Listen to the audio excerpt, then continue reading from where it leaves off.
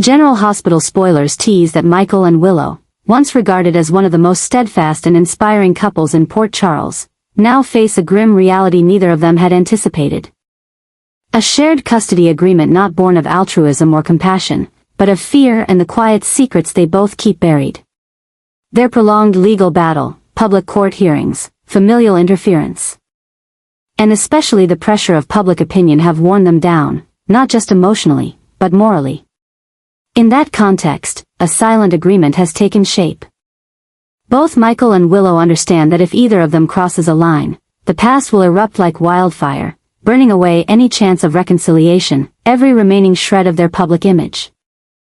And worst of all, dragging them both into a pit from which there is no return. Willow, once held up as a model of propriety and loyalty, quietly turned to another man during the days Michael was consumed by anger, conflict with his family, and a string of mistakes. She didn't cheat out of betrayal, but because she was exhausted, tired of the silence, of the widening gap between them. Yet, no matter how justified, it's a truth she cannot afford to reveal. Michael, on the other hand, is far from innocent. He had his own clandestine encounters, nights he left without a word, hastily deleted messages never mentioned again. What lies between them is not just betrayal, but a silent collusion. Each knows the cracks in the other's heart, but chooses to look away in order to preserve the illusion of a perfect family. That illusion can no longer be sustained. Thus, a carefully calculated agreement was made. Michael would retain official custody of Wiley, the child he sees as a symbol of duty and honor, while Willow would care for Amelia, a source of her peace and intimate connection. This decision wasn't announced publicly like a verdict of justice, but more like an emotional contract. Neither would expose the past as long as each retreated from full control and parented in parallel. Yet, beneath the surface of what seems a civilized reconciliation lies a haunting truth, etched in every glance, every interaction. Michael, once convinced he could protect his family at all costs, is now a shadow of himself, powerless, hurt, and plagued by doubt about whether he truly is a good father. Willow, with her strong maternal instincts and desire to maintain the bond between their children, must now learn to accept separation as the price for preserving her dignity from the mistakes she made. While they try to maintain a front of calm for the public and the court, behind the scenes they are tormented. Willow blames herself for not fighting harder to save their marriage. Michael torments himself for giving in to manipulation and judgment. They both know that the custody split is not just a temporary cooling-off measure, it's the quiet end of all hopes of reunion. An irreversible adjustment to their family structure. The agreement has triggered further shifts within the family circle. Carly now treats Willow with more visible reservation despite keeping appearances. Jason, usually neutral, worries about how this conflict will affect the children. Sonny, struggling with his own instability, recognizes that his grandchildren will grow up in a broken family, not because of death or fate, but because of their parents' choices. And Nina, though not directly involved, watches her daughter slip further from the values she once fought to protect. What makes this agreement truly terrifying is not the separation, but its permanence. This is no longer a trial period or temporary fix, it's a formal recognition of failure, a structural shift in their family. A shock forcing the Port Charles community to reassess their faith in what once seemed like unshakable relationships. And when Michael walks away with Wiley, while Willow leads Amelia out of the courtroom, neither speaks a word, not out of anger, but because they know that anything said now would reveal the one truth they've fought to hide. That they could not overcome themselves, and that love, no matter how powerful, cannot survive when silence becomes a weapon. The story unfolding in Port Charles has entered one of its darkest and most chaotic chapters for the Corinthos family. An event that seemed isolated, Sasha giving birth, has unexpectedly become the spark for a wave of turmoil, pulling everyone involved into a vortex of suspicion, pain, and betrayal. The arrival of the baby not only stirred public attention due to the unusual circumstances of the birth, but also ignited spreading whispers that Michael might be the child's father, a claim neither he nor Sasha has confirmed or denied. This dangerous ambiguity has planted a fresh obsession in Willow's mind. already frayed from the custody trial, rumors of betrayal, and the deafening silence from her former husband. While Willow tries to preserve what little order remains by clinging to the custody agreement, a fragile attempt to avoid further damage to the children, Drew begins to move in his own, shadowy way. Unlike Michael and Willow, who are still grappling with ideals of family and decency, Drew has shed all pretense of virtue and embraced the role of a power player with dark motives. He orchestrates meetings, discreetly approaches lawyers, spreads misinformation, and even provokes the involved parties to weaken Michael's position in court. What he's doing isn't just betrayal, it's a complete shredding of the already fragile moral fabric holding Port Charles together. Amid the Sasha rumors, legal documents, and the quiet presence of reporters outside the courthouse, Willow gradually realizes that the agreement she made with Michael, built on compromise and a desire to keep personal failures hidden, is rapidly unraveling. Michael's anxious eyes, his evasiveness when she asks about Sasha, all of it cuts deeply into what little trust remains. When Willow realizes Michael might have known he was the father and still chose secrecy, she no longer has any reason to stay silent.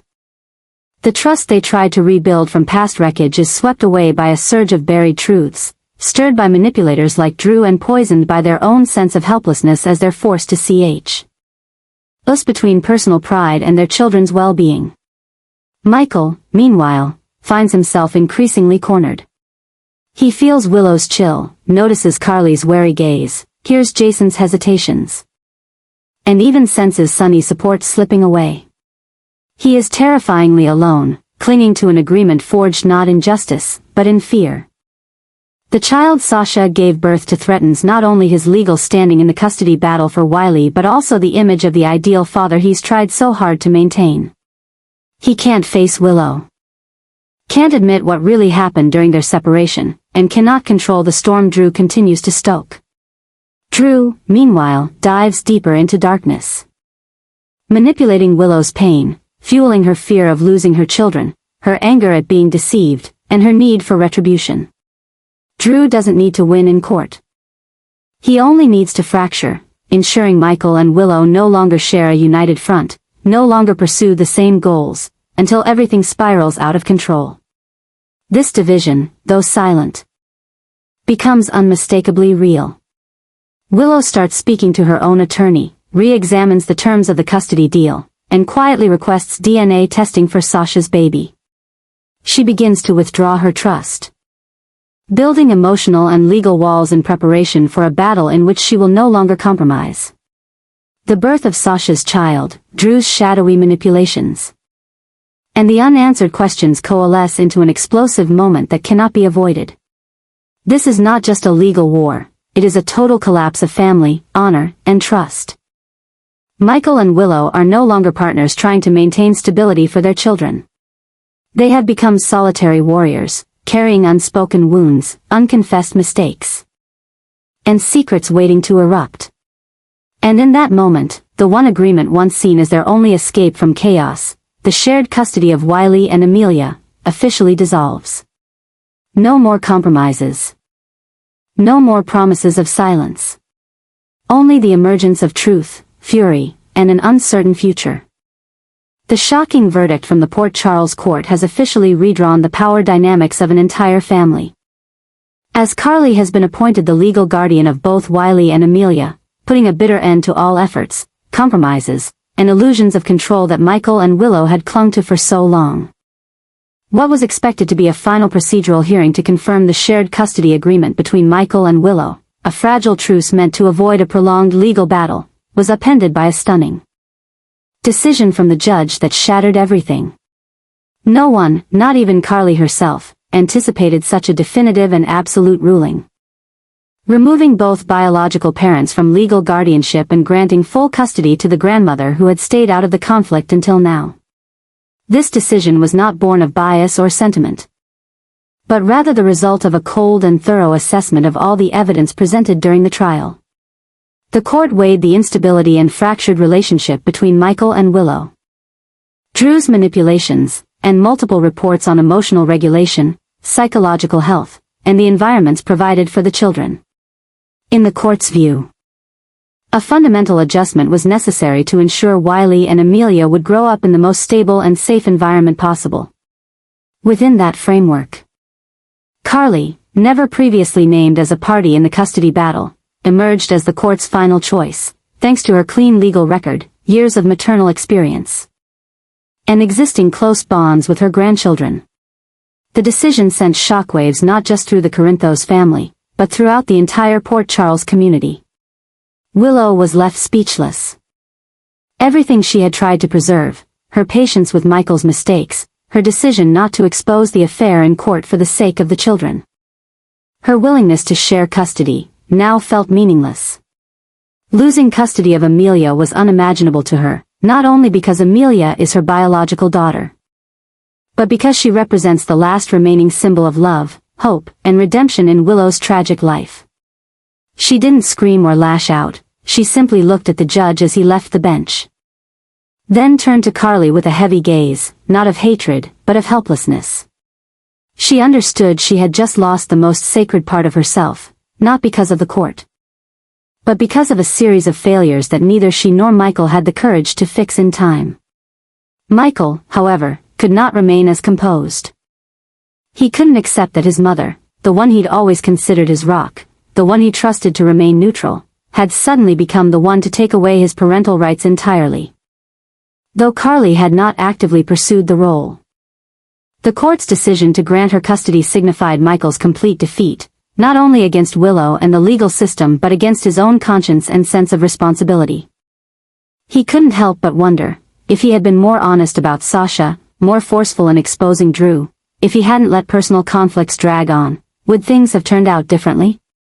For Michael, the pain of being stripped of his role as a father cut deeper than the legal ruling itself. It shattered his entire identity. He had always seen himself as Sonny's rightful heir, a man who prioritized family above all. Now, he felt like nothing more than a failed shadow of that legacy. Carly, for her part, felt no relief or victory from the court's decision. Outwardly, she had to appear strong, take charge, and protect the children. But deep inside, she knew she had become the focal point of resentment, suspicion, and conflict. She hadn't asked for this role, hadn't fought for it, but now, all responsibility and its inevitable consequences had fallen onto her shoulders. Carly must now learn how to be a mother again at an age where most step away from child rearing, and worse, live with the knowledge that her elevation to guardian may have pushed her son into the darkest corner of disappointment. Her relationship with Michael may never recover. And even Amelia and Wiley, innocent children, might grow up confused about the real meaning of their ties to their grandmother and biological parents. This was more than a legal ruling, it was a destructive reconfiguration of the Corinthos family structure. Love has been severed, trust torn apart, roles cruelly reversed. And the future of Amelia and Wiley now lies in the hands of someone once seen as an outsider, now burdened with impossible expectations and pressures. This is no longer just a custody dispute, it's the birth of a new trauma that may redefine the fate of an entire generation. What will Willow do when she's lost everything with no one left to lean on? How will Michael reclaim his role as a father now that his trust with both Carly and Willow is shattered? And Carly, can she carry the burden of being a grandmother turned guardian without losing herself in the weight of it all? This is only the beginning. Port Charles is bracing for its greatest upheaval since Sonny's entry into the underworld, a new era, darker and more uncertain than ever. A new story is quietly erupting at the heart of Port Charles, where the established order is being ripped apart by relentless waves of change, and at the center of the storm stands Nina, in fierce and unrelenting rebellion. With the court's decision elevating Carly to legal guardian of Wiley and Amelia, children carrying both the bloodline and the emotional scars of years-long battles, Nina has not only been stripped of influence but also of her long-nurtured dream of redemption. For Nina, this isn't just a legal loss or family dispute. It is a crushing blow to her final hope of being accepted into the world she once lost. She cannot accept it. She cannot stand idly by while Carly, the woman who repeatedly belittled her and excluded her from key family decisions, now holds full legal authority over her grandchildren.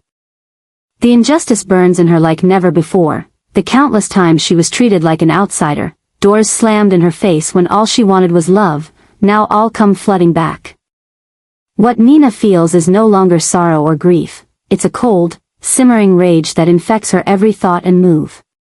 Her defiance goes beyond angry glares or court objections.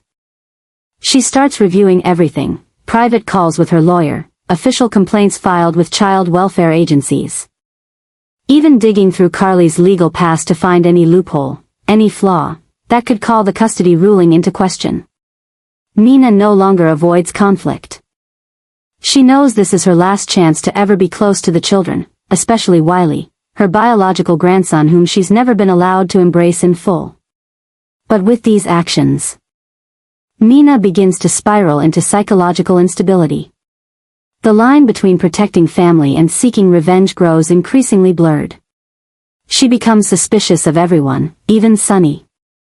Once her emotional anchor during her most isolated moments.